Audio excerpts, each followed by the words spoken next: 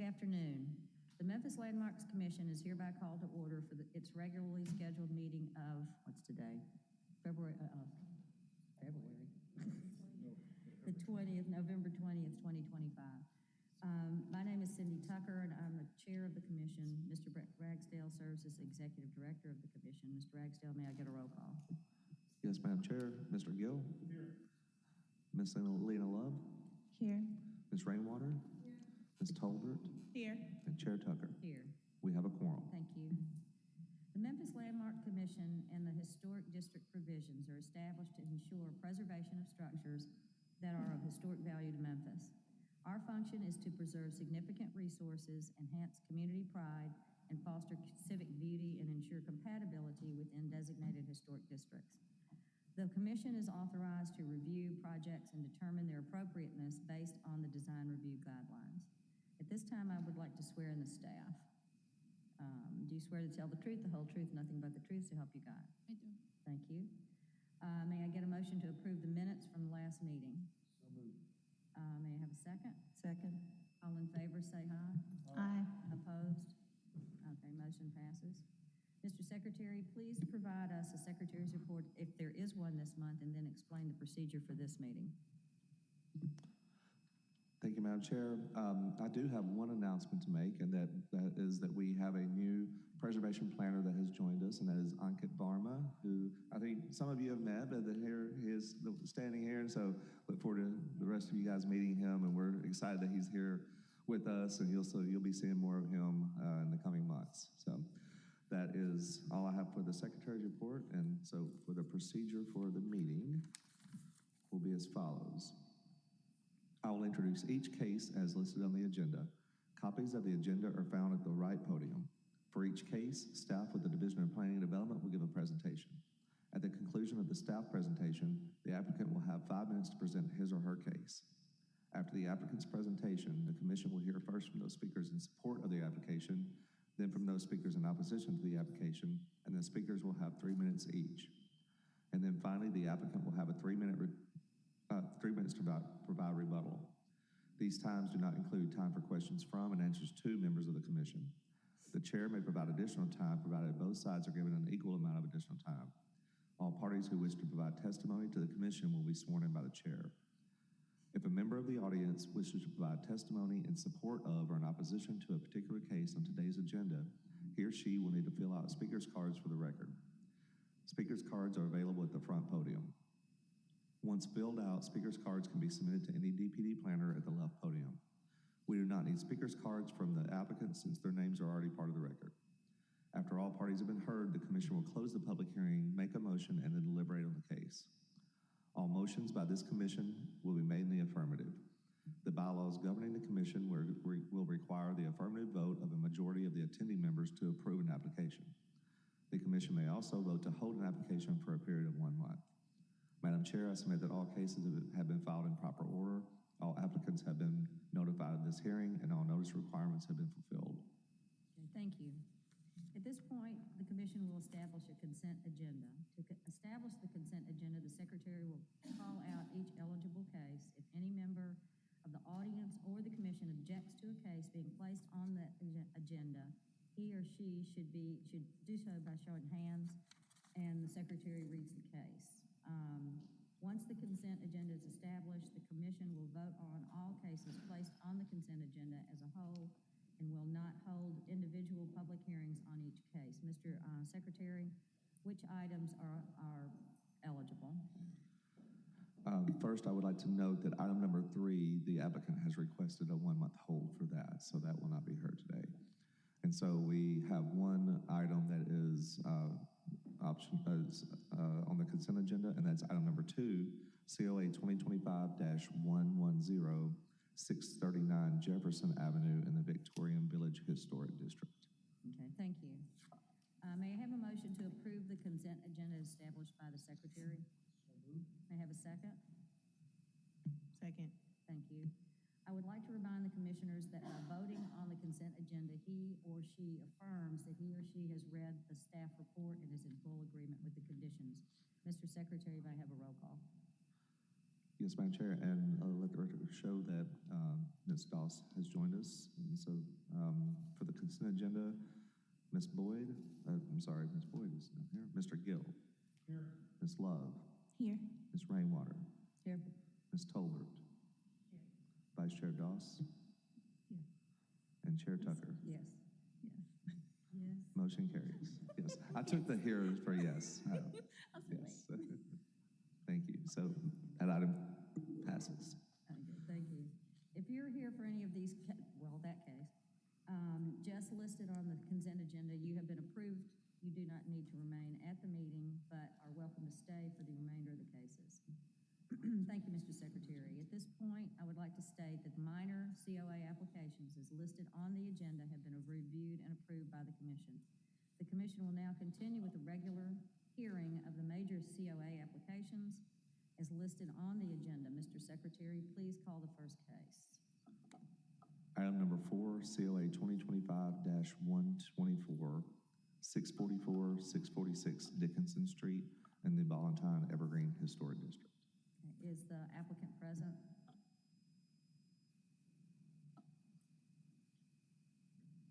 Here, Chairperson.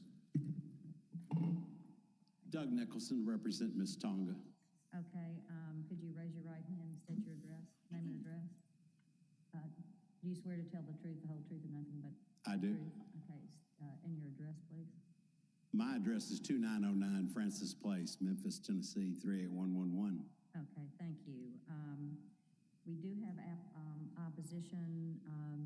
Can we see the staff report? Have you reviewed the I reviewed the staff report. Do you agree with the staff report? I do, Your Honor. It's on the consent agenda, and we have agreed to the conditions that the commission has prescribed. Okay. Well, I have one opposition, so do you want to go ahead and show the? Sure. Uh-huh. Good afternoon. I'm Margot Payne with DPD. This is a minimal traditional style duplex built in 1966. It's a unique lot that's cut diagonally by the V&E Green Line. The applicant expanded the existing driveway to create a parking pad without a COA and building permits, resulting in a stop work order that was issued in April.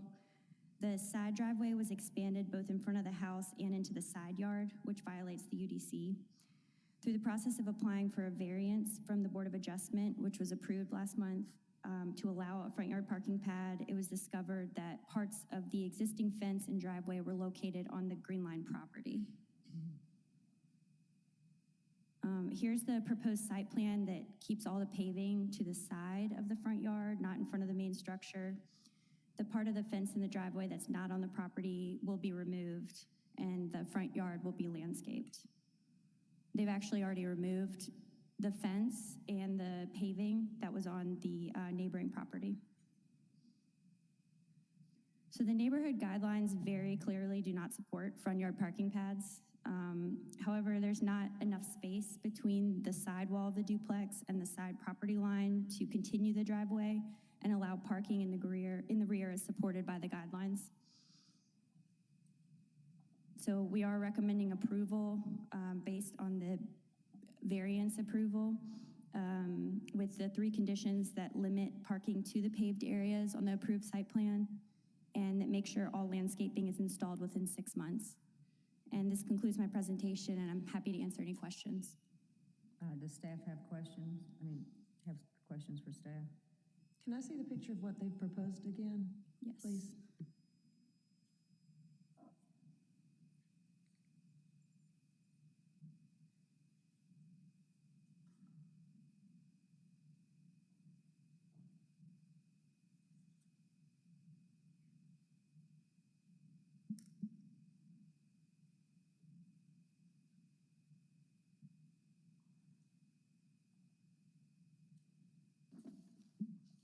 Do you have any comment? Okay, thank you. Anyone else? Can we see the next one?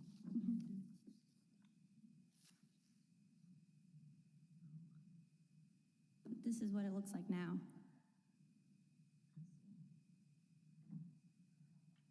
Okay. comments because you agree with? I couldn't hear you, ma'am. You have no additional comments, correct? No, Okay. everything speaks for itself, Okay, it appears. okay, thank you.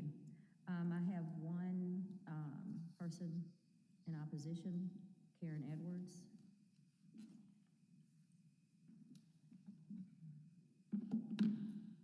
Yes, good afternoon. State your name and address. It's Karen Edwards, 1887 South Rainbow Drive, Memphis 38107. Okay, do you pledge to tell the truth, the whole truth, and nothing but the truth? So help you God. I do, thank you. Thank you. Just a few things about this case, and I realize that the Board of Adjustments did approve this, and the applicant did remove the concrete off the V&E Green Lines property, including the fencing. This clearly violates Valentine Evergreen's Historic District's guidelines, as you saw on the slide just a couple of slides ago. And it is really unfortunate that this is a 2-bedroom, 1-bath on both sides. It's a small duplex, and there are multiple duplexes on this street similar to this one. And it's the only one that's had many complaints about excessive parking. And if you look at the last Google image, there's 5 or 6 cars in the front yard. And it's a 2-bedroom, 1-bath on both sides. How many people actually live at this duplex? It's just concerning that, okay, if they have all those cars, there is on-street parking on Dickinson and on Tutwiler.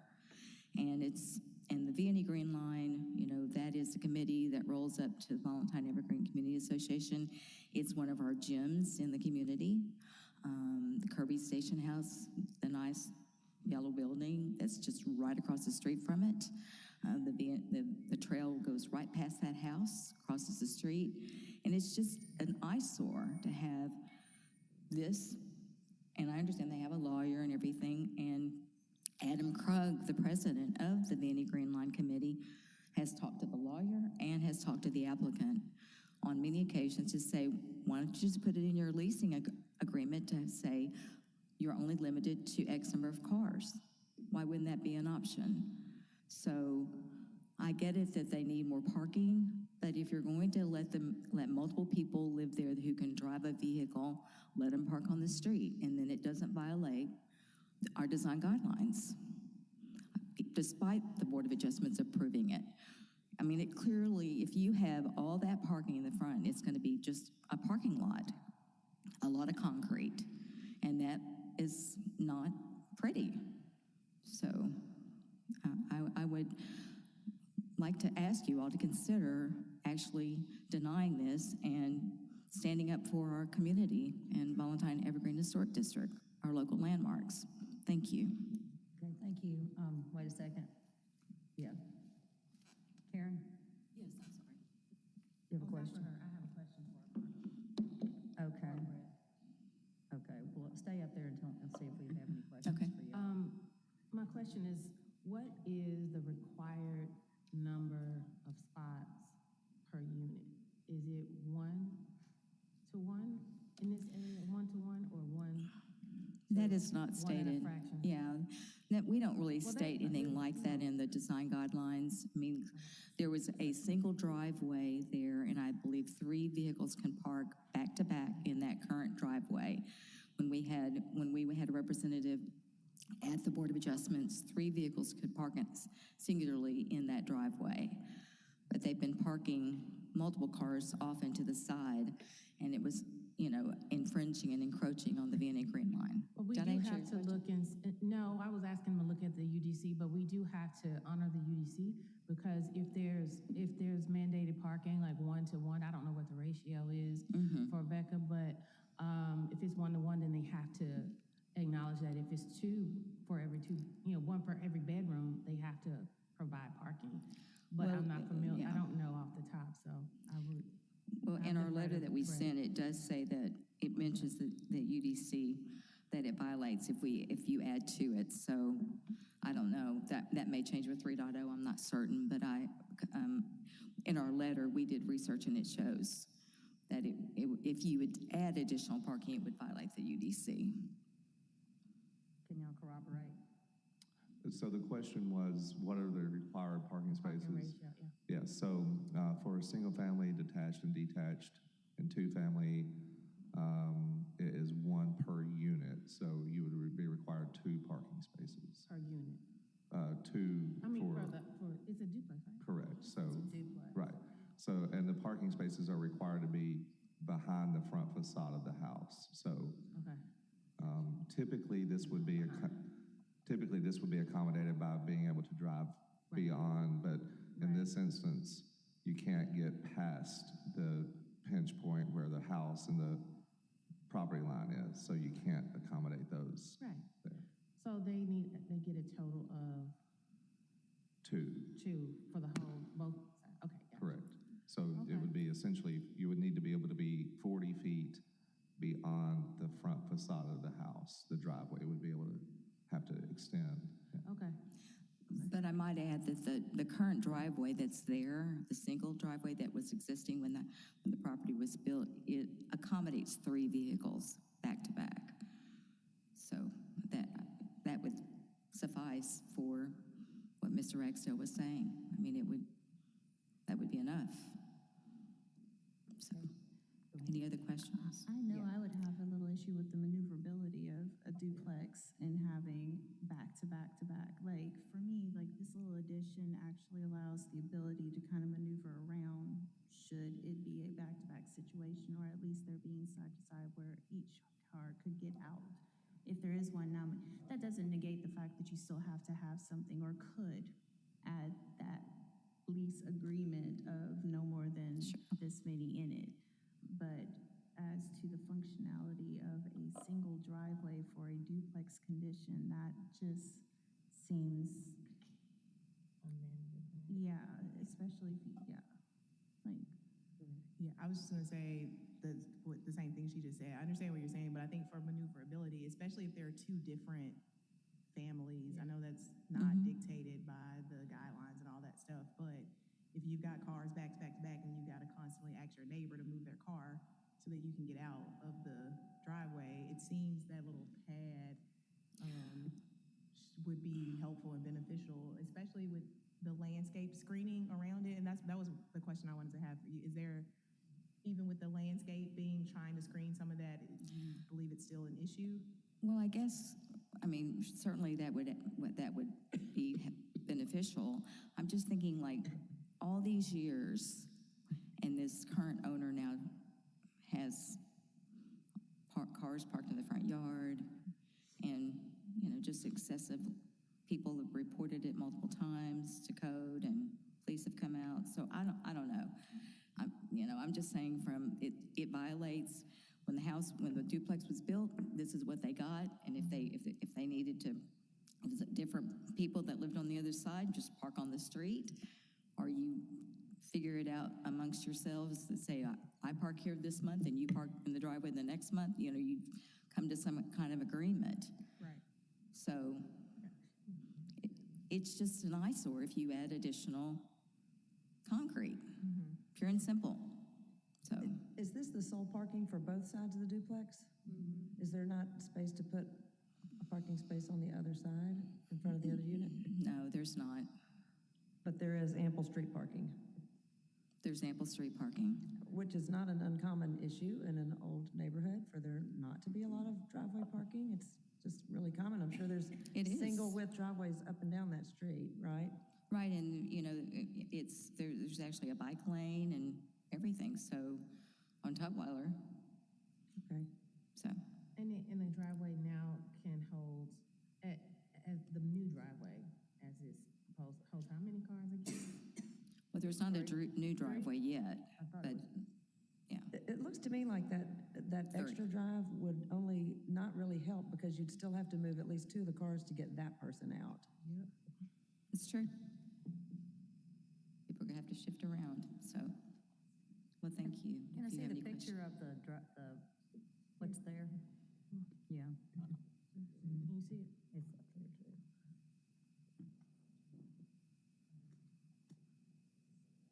Well, There's a little piece on the side. it would look better if there was some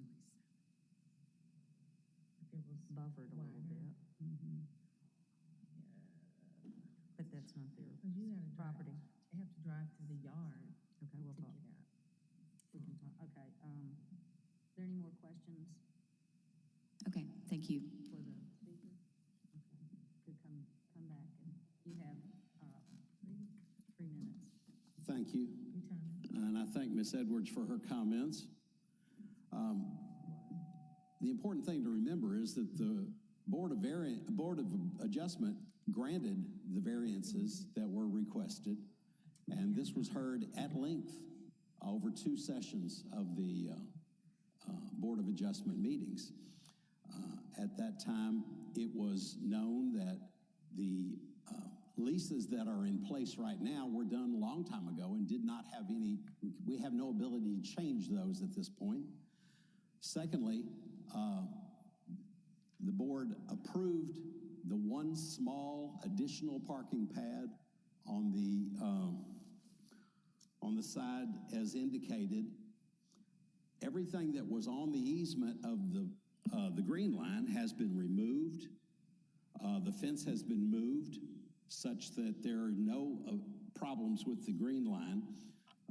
It was recommended that we put in certain landscaping, and we've agreed to do that in the southwest corner. Also put some shrubberies along there to block everything off.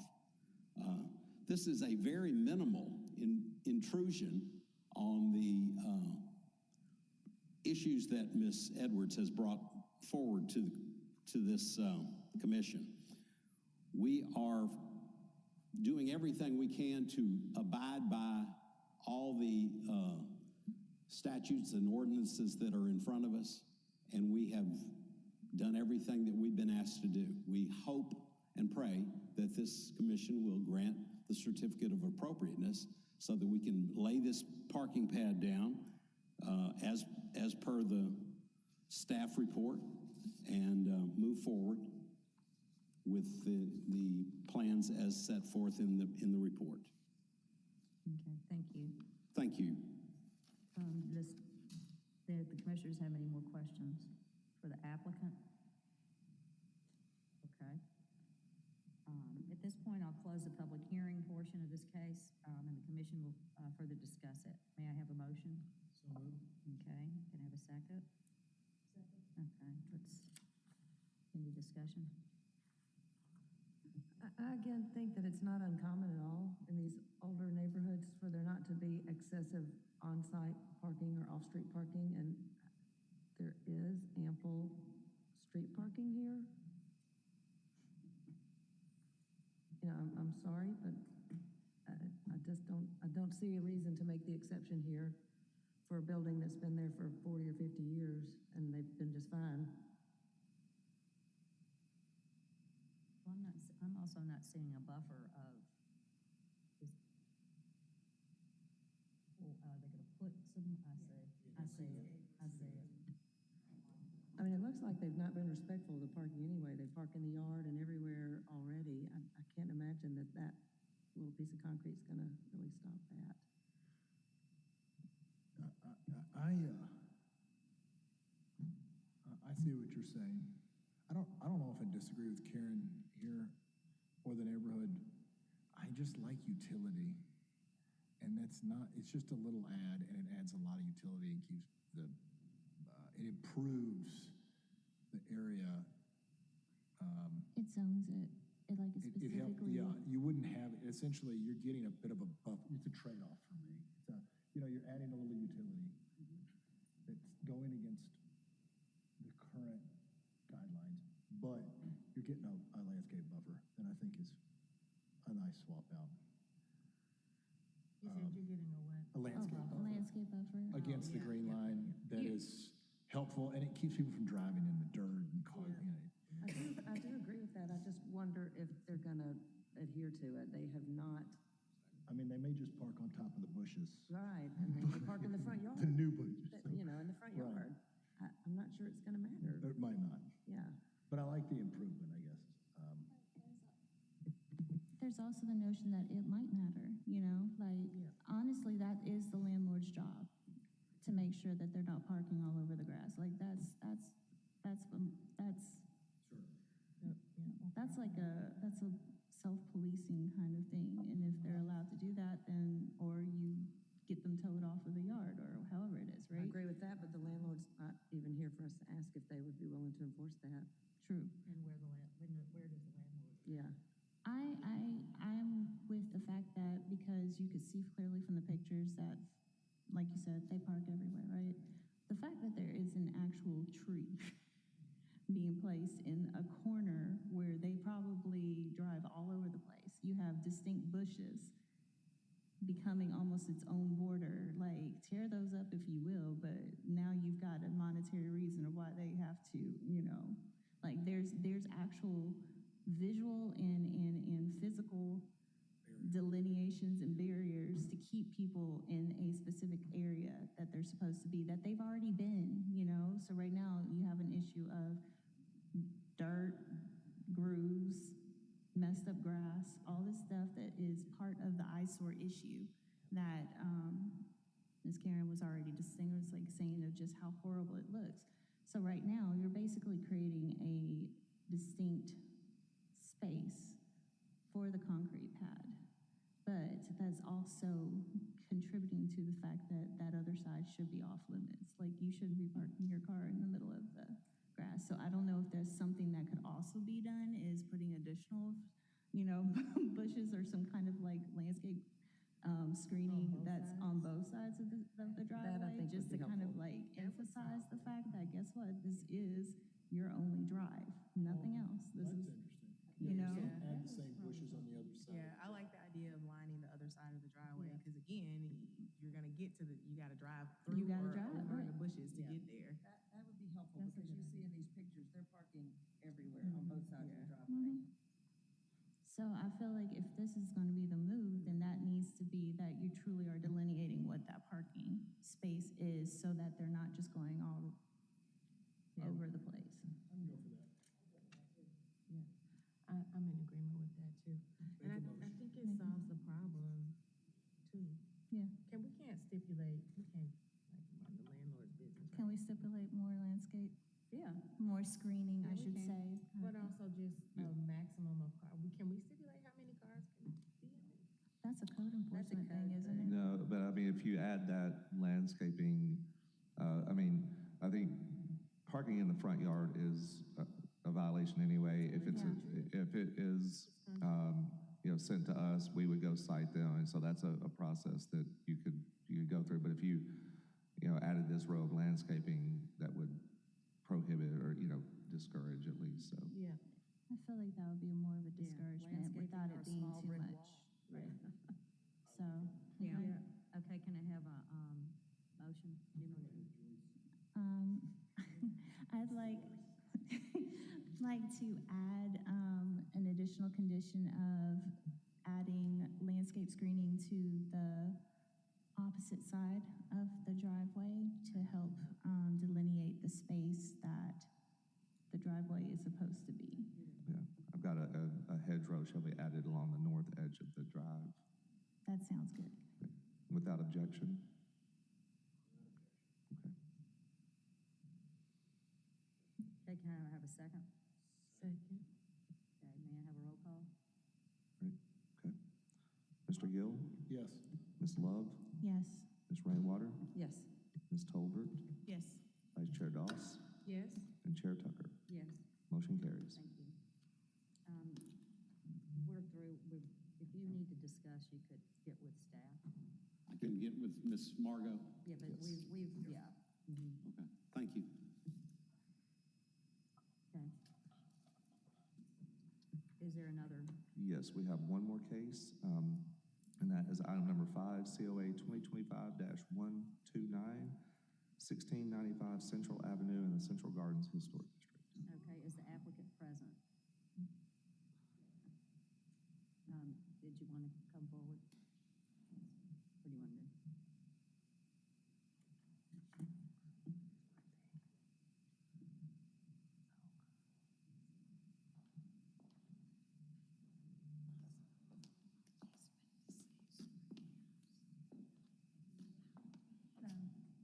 Could you state your name and address, please? Rebecca Conrad, 1500 Union Avenue. Okay, thank you. Do you swear to tell the truth, the whole truth, nothing but the truth, so help you God? I do. Thank you. Have you seen the staff report? Yes, and we've agreed to all the conditions and understood we were on the consent agenda. Okay. Do we want to see the staff report?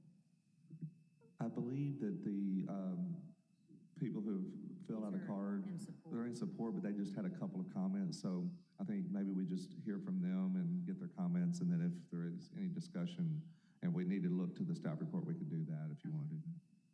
So let's do that, and if we need to ask you a question, we'll bring you back up. Sounds good. Okay.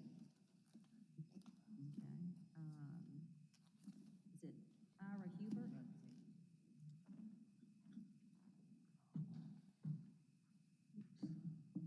Could you state your name and address? Sure. My name is Ira Hubert.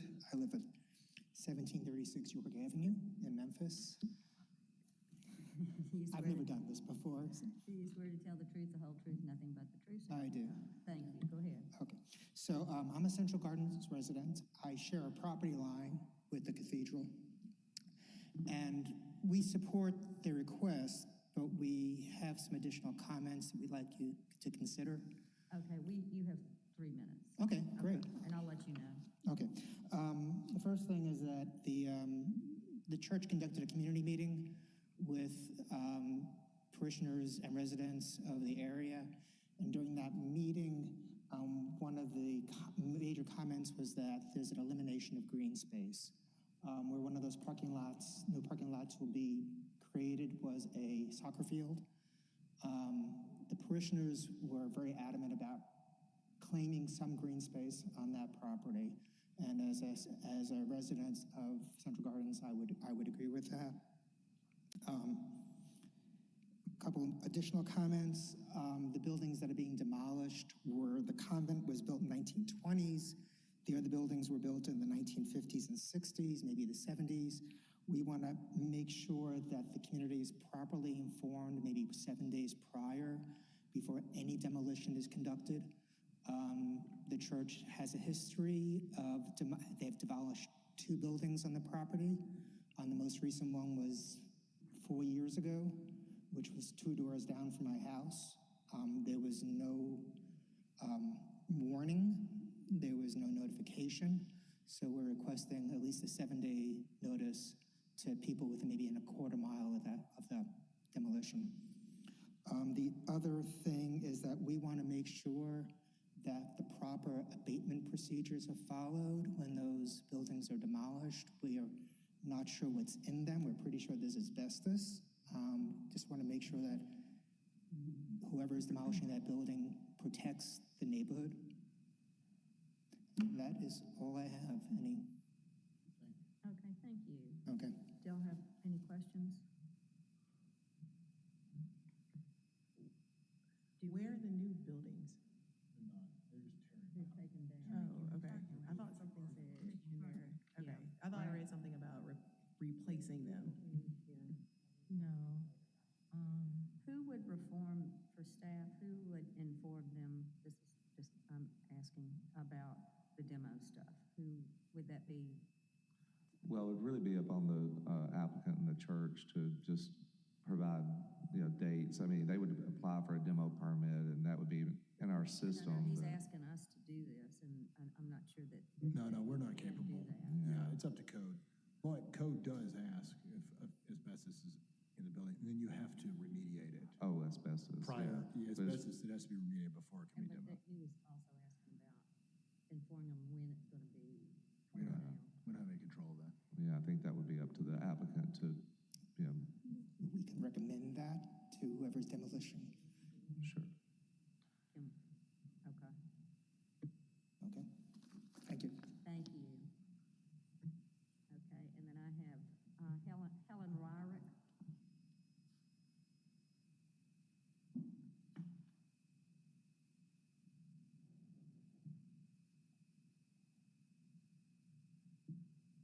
Could you state your name and address, please?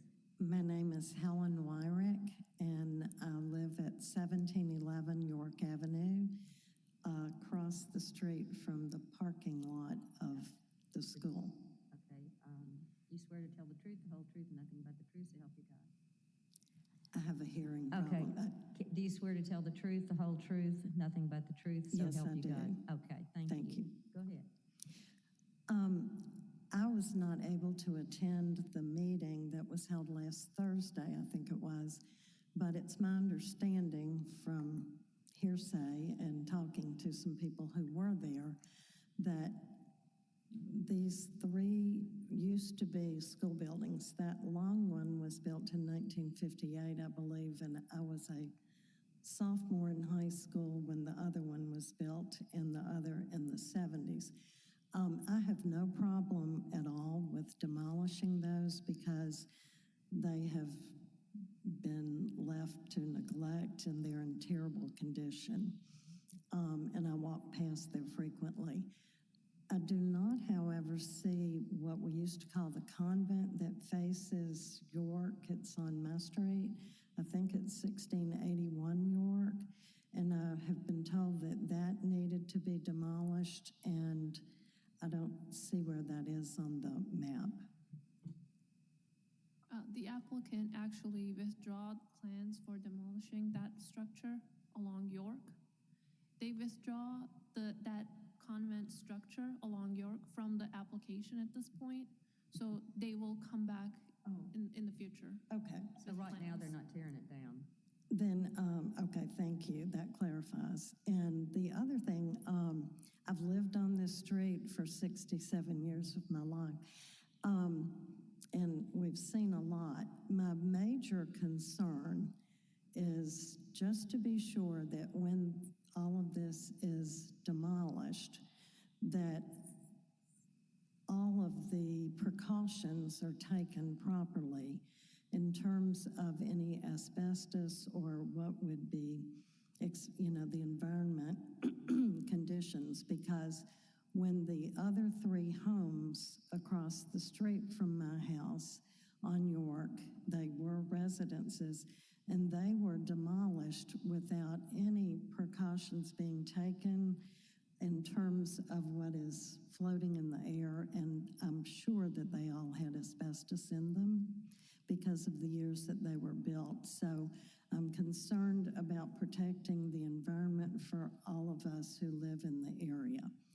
And secondly, I believe Mr. Hubert had said that some of these in the past that were demolished, we were not given any notice. I remember I woke up on a Saturday morning and I saw all these bulldozers at the house that was across the street from me.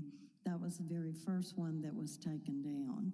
So advance notice for everyone and the proper treatment of the demolition so that we're not breathing all sorts of harmful things.